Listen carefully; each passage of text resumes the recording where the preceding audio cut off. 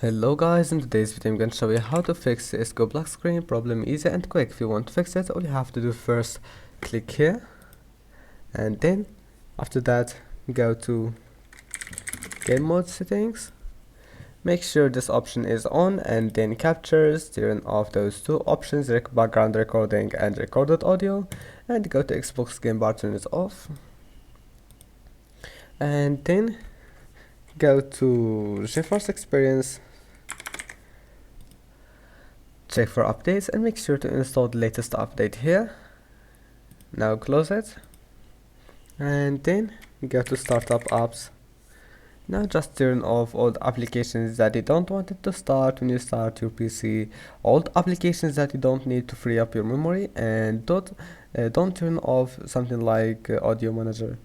And then go back, restart your PC, and after restarting your PC your problem must be fixed, and see you in the next video.